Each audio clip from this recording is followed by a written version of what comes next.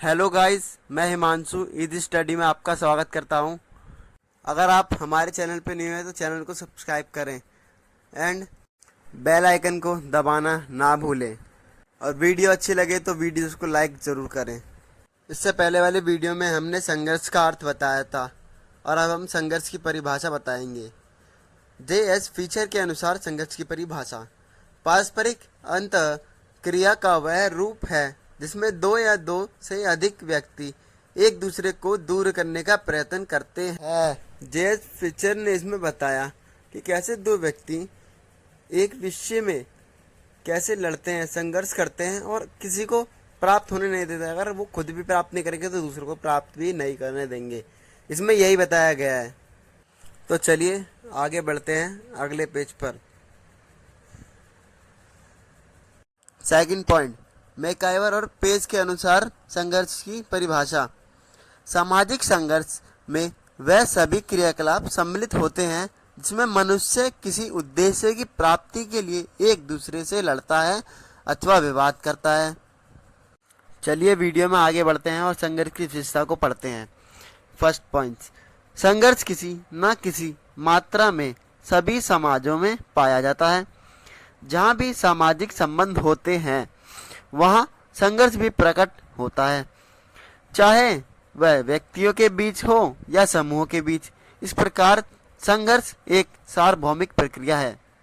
चलिए संघर्ष का सेकंड पॉइंट पढ़ते हैं।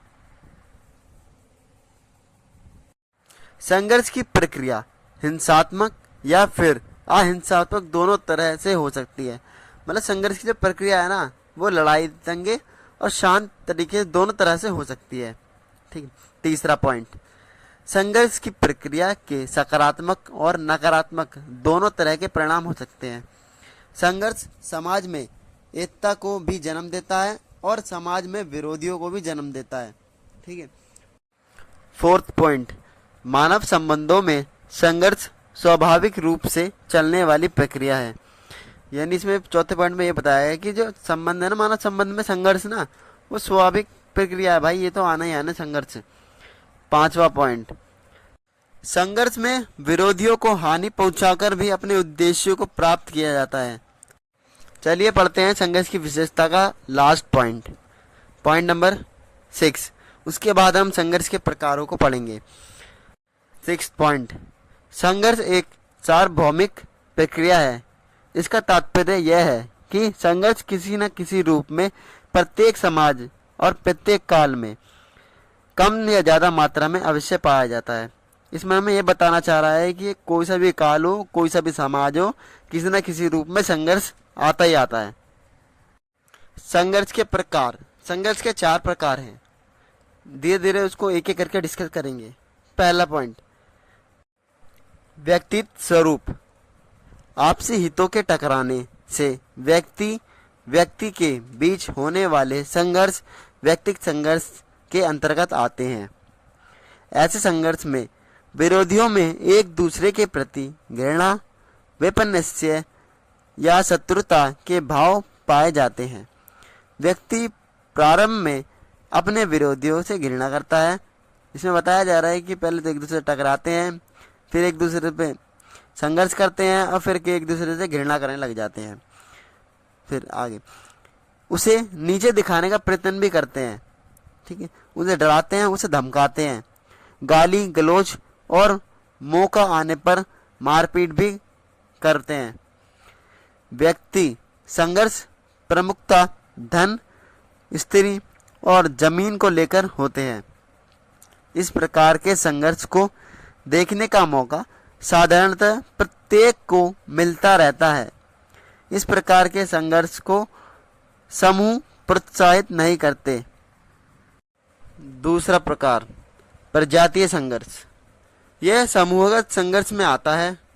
एक प्रजाति और दूसरे प्रजाति में शारीरिक अंतर स्पष्टता दिखाई पड़ती है और जब दो भिन्न प्रजातियां एक दूसरे के संपर्क में आती हैं तो कई बार इनमें संघर्ष भड़क उठता है। इसे ही प्रजाति संघर्ष कहते हैं। तीसरा प्रकार, वर्ग संघर्ष। वर्ग संघर्ष वर्तमान समय में वर्ग संघर्ष प्रमुख स्थान लेता जा रहा है।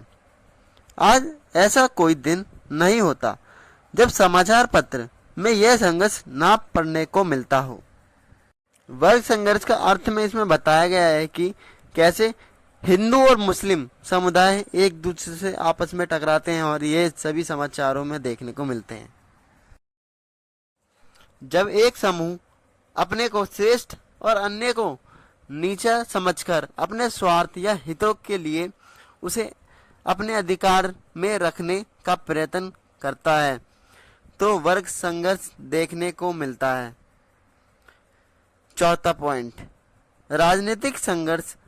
राजनीतिक संघर्ष के दो रूप हैं, राष्ट्रीय संघर्ष और अंतर्राष्ट्रीय संघर्ष।